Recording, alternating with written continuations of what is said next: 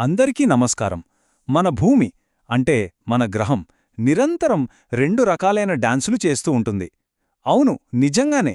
ఈ రెండు కదలికలు మన జీవితంలోని ప్రతి ఒక్క విషయాన్ని, అంటే మనం ఎలా జీవిస్తామో అన్నదాన్ని పూర్తిగా శాసిస్తాయి.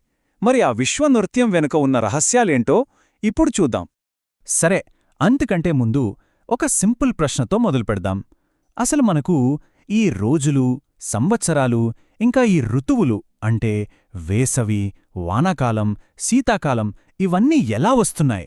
వీటి వెనుక ఉన్న కారణమేంటి? మన ప్రపంచం నడిచే ఈ రిథం వెనుకున్న సైన్సేంటో తెలుసుకుందాం. మొట్టమొదటగా భూమి చేసే కదలికల్లో మనందరికీ బాగా తెలిసిన, ప్రతిరోజు మనల్ని ప్రభావితం చేసే దాని గురించి మాట్లాడుకుందాం. అదేంటంటే దాని రోజువారీ భ్రమణం. ఇదే కదా మన ప్రతిరోజుని నడిపించేది. అసలు భ్రమణం అంటే ఏంటి? చాలా సింపుల్. మన భూమి ఒక బొంగరంలాగా తన చుట్టూ తానే తిరుగుతూ ఉంటుంది. ఒక అదృశ్యమైన గీత అంటే అక్షం మీద అది అలా నిరంతరంగా తిరగడాన్నే మనం భ్రమణం అంటాం. ఈ భ్రమణం వల్ల ఏమవుతుందో మనందరికీ తెలుసు, ప్రతిరోజు చూస్తూనే ఉంటాం. భూమి అలా తన చుట్టూ తాను ఒకసారి తిరిగి రావడానికి సుమారుగా 24 గంటల సమయం పడుతుంది. సరిగ్గా దీనివల్లే మనకు పగలు, రాత్రి అనేవి ఏర్పడతాయి. భూమి తిరుగుతున్నప్పుడు ఏ భాగమైతే సూర్యుడికి ఎదురుగా వస్తుందో అక్కడ పగలు, సూర్యుడికి అవతలి వైపు వెళ్లిన భాగంలో చీకటి అంటే రాత్రి వస్తుంది. సరే, ఇప్పటివరకు మనం ఈ రోజువారీ భ్రమణం గురించి చూశాం కదా. ఇప్పుడు కొంచెం జూమ్అవుట్ చేసి ఒక పెద్ద చిత్రాన్ని చూద్దాం. అదేంటంటే భూమి సూర్యుని చుట్టూ చేసే చాలా పెద్ద ప్రయాణం. ఈ ప్రయాణం పూర్తి కావడానికి ఏకంగా 1 సంవత్సరం పడుతుంది. ఈ రెండవ రకం కదలికనే పరిభ్రమణం అంటారు. కన్ఫ్యూజ్ అవ్వొద్దు. భ్రమణమంటే తన చుట్టూ తాను తిరగడం, కాని పరిభ్రమణమంటే భూమి సూర్యుడి చుట్టూ ఒక నిర్దిష్టమైన దారిలో, అంటే ఒక దీర్ఘవృత్తాకార కక్షలో తిరగడం. సింపుల్గా చెప్పాలంటే సూర్యుడి చుట్టూ ఒక రౌండ్ వేయడమన్నమాట. ఈ భారీ ప్రయాణం అంటే సూర్యుడు చుట్టూ ఒక రౌండు పూర్తి చేయడానికి భూమికి దాదాపు 365 రోజులు పడుతుంది. ఇప్పుడు అర్థమైందా? అందుకే మన క్యాలెండర్లో ఒక సంవత్సరానికి 365 రోజులు ఉంటాయి. భూమి చేసే ఈ వార్షిక యాత్రే మన క్యాలెండర్కు మూలం. ఓకే, ఒకసారి ఈ రెండింటి మధ్య తేడాను స్పష్టంగా చూసేద్దాం. ఒకవైపు భ్రమణం, ఇది 24 గంటల ఆట, తన చుట్టూ తాను తిరుగుతుంది. ఫలితం పగలు, రాత్రి. మరోవైపు పరిభ్రమణం, ఇది 365 రోజుల ప్రయాణం, సూర్యుడు చుట్టూ తిరుగుతుంది. ఫలితం ఒక పూర్తి సంవత్సరం. చూశారా? 2 వేర్వేరు యాక్షన్స్, 2 కంప్లీట్లీ డిఫరెంట్ రిజల్ట్స్. అయితే ఇక్కడే అసలు కథ మొదలవుతుంది. భూమి సూర్యుడు చుట్టూ తిరగడం వల్ల సంవత్సరం వస్తుందనుకున్నాం, కరెక్టే. మరి మనకు ఈ వేసవికాలం, శీతాకాలం అంటే ఈ సీజన్స్ ఎందుకొస్తున్నాయి? దీనికి సమాధానం ఒక చిన్న కాని చాలా ముఖ్యమైన రహస్యంలో దాగి ఉంది. అదే భూమి అక్షం యొక్క వంపు. ఆ వంపు ఎంతుంటుందో తెలుసా? సరిగ్గా 23.5 డిగ్రీలు, జస్ట్ 23.5 డిగ్రీలు. ఈ చిన్న సంఖ్య చూడ్డానికి సింపుల్గా ఉన్నా మన గ్రహం మీద వాతావరణాన్ని మార్చేంత పవర్ దీనికుందే. నిజం చెప్పాలంటే ఈ వంపు గనక లేకపోతే మనకు సీజన్స్ అనే కాన్సెప్టే ఉండేది కాదు. ఇక్కడ మనం గుర్తుంచుకోవాల్సిన ఒక చాలా ముఖ్యమైన విషయం ఉంది. భూమి సూర్యుడి చుట్టూ తిరుగుతున్నంత కాలం దాని అక్షం ఎప్పుడూ ఒకే వైపు, అదే 23.5 డిగ్రీల కోణంలో వంగి ఉంటుంది. అది తన డైరెక్షన్ను మార్చదు, స్టడీగా అలానే ఉంటుంది.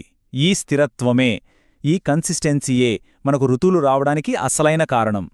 అంటే దీనివల్ల ఏమవుతుందంటే సంవత్సరంలో కొంతకాలం భూమిలోని ఒక సగభాగం, ఉదాహరణకి మన ఉత్తరార్ధగోళం సూర్యుడి వైపుకి వంగి ఉంటుంది.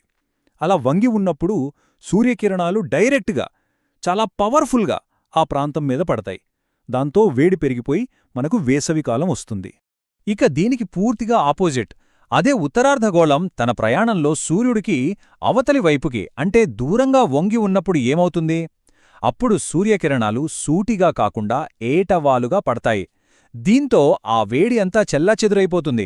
ఫలితంగా టెంపరేచర్స్ తగ్గిపోయి మనకు శీతాకాలం వస్తుంది. సింపుల్ కదా? సరే, భూమి చేసే ఈ వార్షిక ప్రయాణంలో 4 చాలా ముఖ్యమైన మైలురాళ్లు ఉన్నాయి. ఈ 4 పాయింట్లే మన ఋతువులు ఎప్పుడు మొదలవుతాయో, ఎప్పుడు పీక్ స్టేజ్కి వెళ్తాయో అధికారికంగా తెలియజేస్తాయి. వీటినే మనం టెక్నికల్గా అయనాంతాలు, విషువత్తులు అని పిలుస్తాం. ఒకసారి ఈ టైంలైన్ను చూద్దాం. మన ఉత్తరార్ధగోళంలో జూన్ నెల్లో వేసవి అయనాంతం వస్తుంది. అంటే సంవత్సరంలోకెల్లా అత్యంత పొడవైన పగలు ఉండే రోజు. ఇక డిసెంబర్లో శీతాకాల అయనాంతం, అంటే అత్యంత చిన్న పగలు ఉండే రోజు. మరి మధ్యలో మార్చ్, సెప్టెంబర్ నెలల్లో విషువత్తులొస్తాయి.